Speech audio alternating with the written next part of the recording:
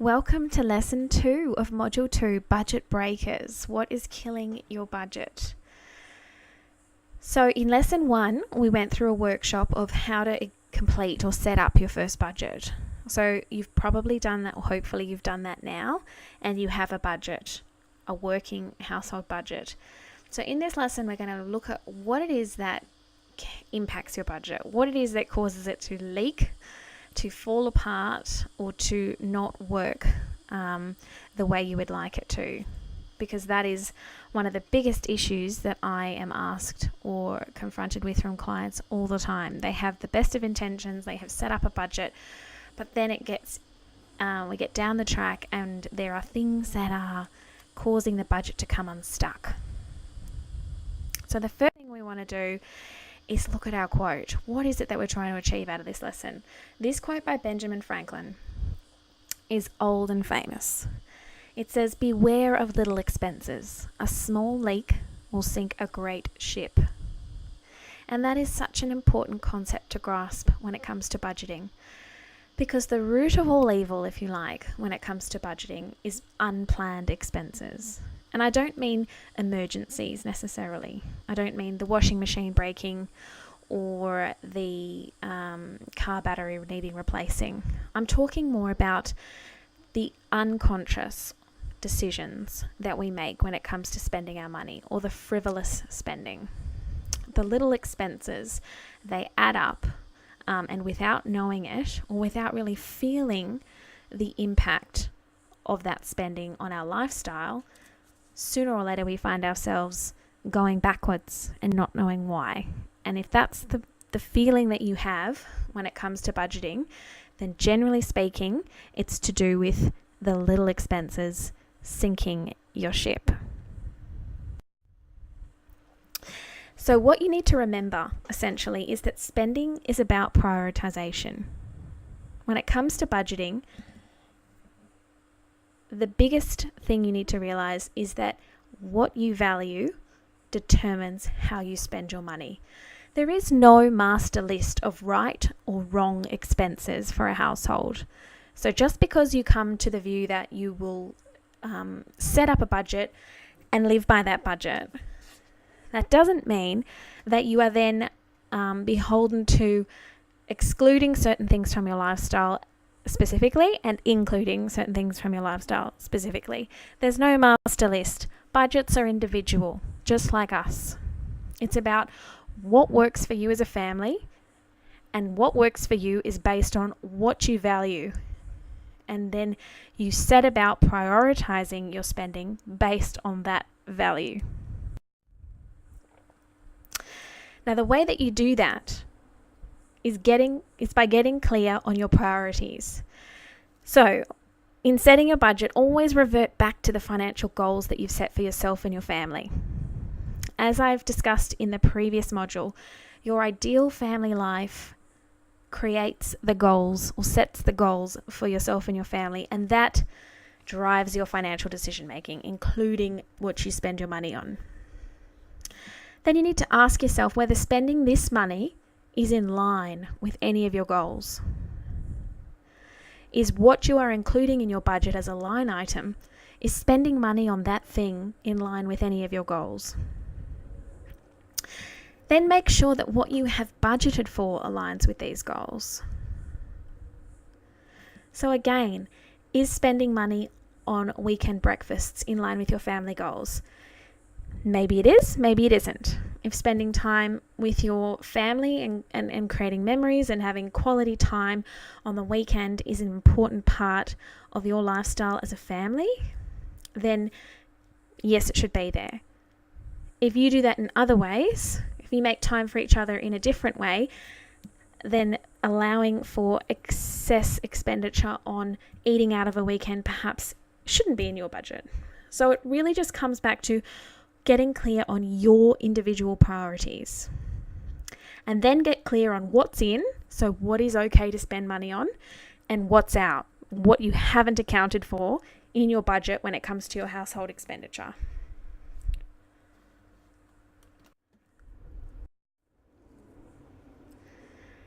So despite the best of intentions, often is the case that families find themselves sitting in front of the computer, looking at the budget, saying, where did all the money go? Or looking at their household accounts, looking at the bills that have come in and finding themselves in a position of not being able to afford them. So how do we end up here? Where did all the money go? Now, typically, the top 5 reasons that budgeting hasn't worked for you, or the top 5 budget breakers, as I like to call them, are these. First and foremost, you have the wrong mindset when it comes to budgeting. Secondly, you haven't set any financial goals to support or direct your budget. Thirdly, there's no flexibility in your budget. Fourth, you've taken a cookie cutter approach to budgeting. And fifth, you've built a spending plan based on voluntary deprivation, which doesn't work. And let's talk about why. So the wrong mindset. So we talked a lot about this in the first module, but most people associate budgeting with limitation, deprivation, and frugality. And that is the wrong approach. Just because you budget your money, this doesn't mean that you have to wave goodbye to your morning latte or anything else that you enjoy doing in your life for fear that you're doing it all wrong. So that's the wrong approach to take when it comes to a mindset around budgeting. We create a budget so that we have a spending plan for our money, and so we can keep track of where it's going. We're essentially taking control of our cash flow. That's it. You can have anything you want, just not everything. Analyze your priorities to spend wildly on the things that you want and save relentlessly on the things that you don't want. So the mindset you need to take is that you're creating a spending plan for your money that provides you with the cash flow you need to manage your finances as a family CFO. A working budget provides you with the cash flow you need to meet your short, medium, and long-term goals. You need the cash flow to manage your debts, to pay for your insurances, to start investing for the future, and to build your superannuation. That's why you're budgeting, not because you're cutting out everything that you enjoy doing in your life. So start with the right mindset and you'll stick with it. The next thing that's sabotaging your budget is that you've got no financial goals supporting it. So why are you budgeting? You must be able to find your motivation. So start by focusing on the purpose of your budget by tying it to your goals. So let's go back. Why are you budgeting? Is it to save a deposit for your first home? Or is it to save a deposit for an investment property? Or so that you can go on an overseas family holiday each year?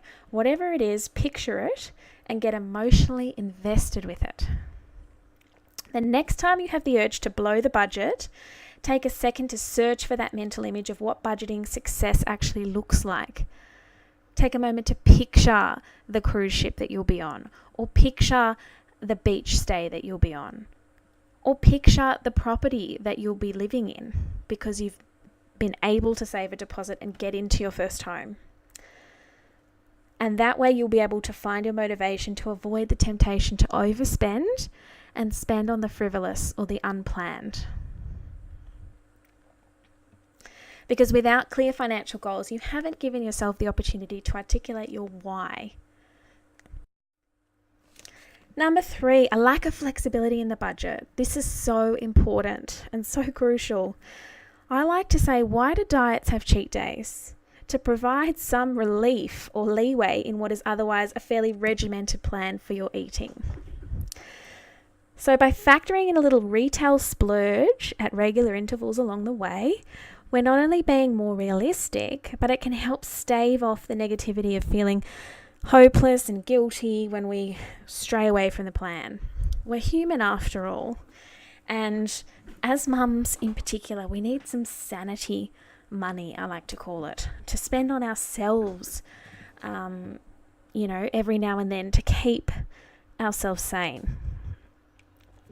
So factoring this kind of expenditure in keeps us on track and allows us to avoid the temptation of overspending on a regular basis. If we know we've got something coming up, or we've booked ourselves in for a hairdo, or we've booked ourselves in for a massage next month, or whatever it is that is your way of allowing some flexibility into your spending on yourself, it allows you to be more regulated in your spending on those things more consistently. Because if you're rational about it, you know you've got something coming up, you're more likely to say, no, I don't need that today. I've got it booked in. It's coming up, rather than splurging on it as the temptation comes to hand on a more regular basis. Now, I'll tell you, as a financial planner, we would routinely apply at least a 10% buffer to discretional spending in a client's budget. And this is common practice because whilst every attempt is made to forecast our own spending down to every dollar, we can't predict with exact accuracy our future spending. So keeping a buffer in your estimates avoids disappointment. Because life has a habit of throwing up unexpected expenses, and we all have months where we lose sight of the bigger picture or just say stuff it and we book the holiday or buy that dress. But keeping the buffer means you're less likely to be disheartened when you circle back and see the impact of that slight hiccup on your spending.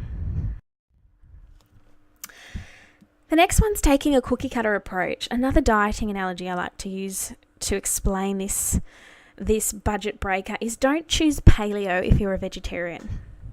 There's no one way to budget. Everyone's budget is different and everyone puts their budget into action differently. Some people will create individual categories for every expense item, while others will prefer to lump everything into more general accounts like income, fixed expenses, discretionary expenses. That's it. Some people prefer to monitor their spending by using cash because their money is more valuable to them that way. So others prefer to use their credit card for everything because they can track their expenses better that way. But knowing your personal strengths and weaknesses and picking a system that works for you is the key. Because budgeting requires a little trial and error to get the best results. So keep this in mind while you're finding the best system for you. Now, the last budget breaker that I like to talk about, or that I think is important to realize, is that whether or not you've built a plan on voluntary deprivation. So I like to say, create a plan with moderation, not abstention. And basically what that means is you need to be realistic. There's no master list of expenses that we should all be working to. No list of things that absolutely should not be in your budget. If you hastily cut something out that's part of your daily routine, and you then have to make that voluntary decision every day to go without that particular thing, you'll not last very long. And as with everything when it comes to finances, we're in it for the long game.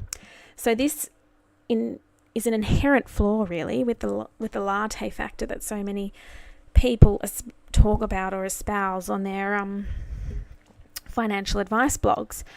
But it essentially comes down to what your priorities are. So priorities are personal, and how we choose to spend our money is therefore a personal decision.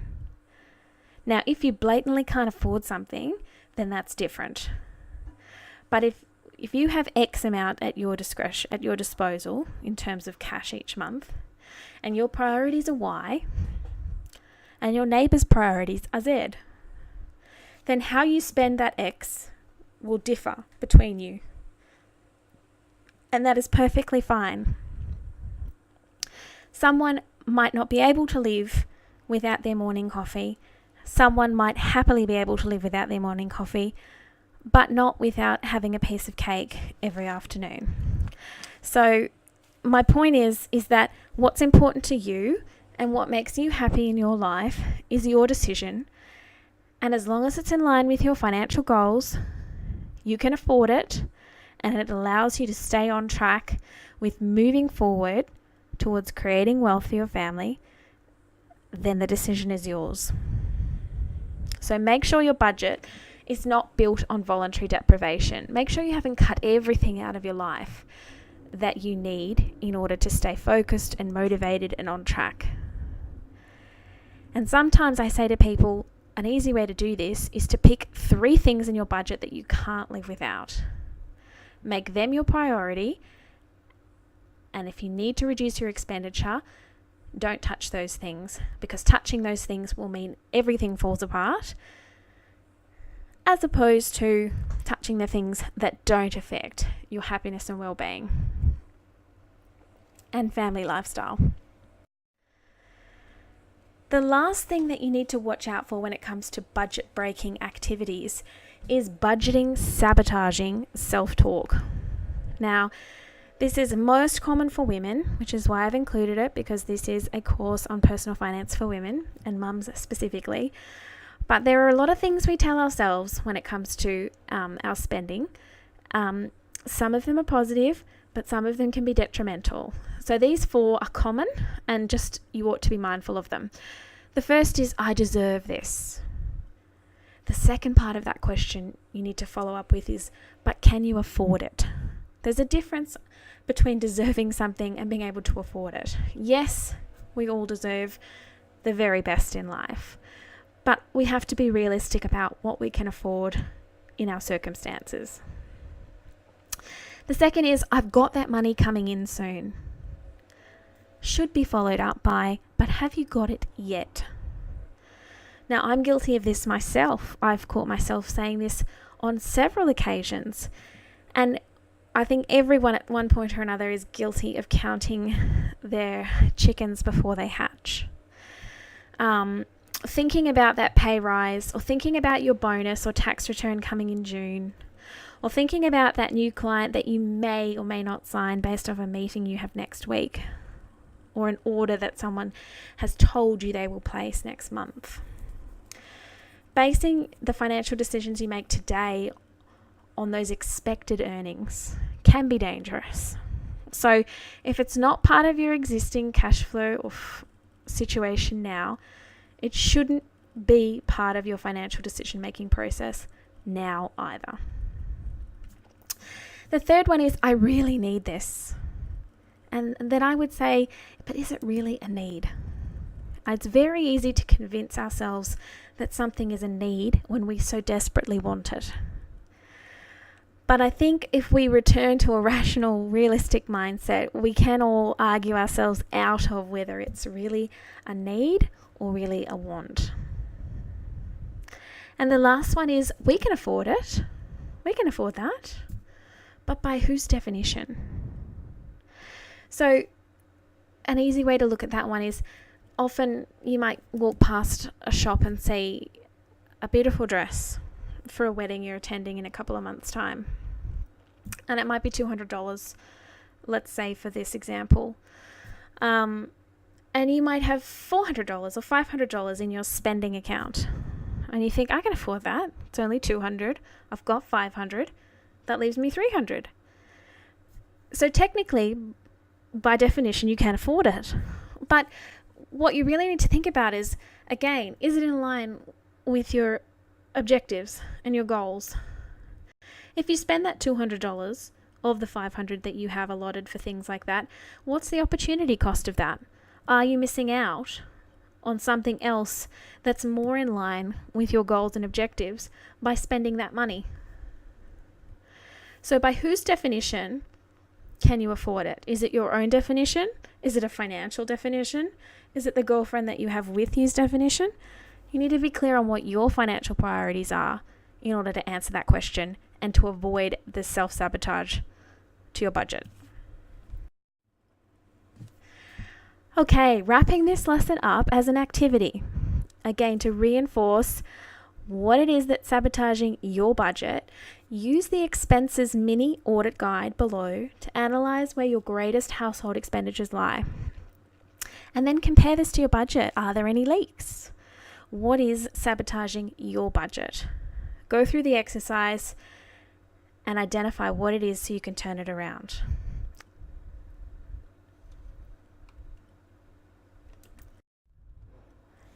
Next up, we have how to set up and automate your cash flow, which is another crucial element in getting your budgeting and household cash flow right.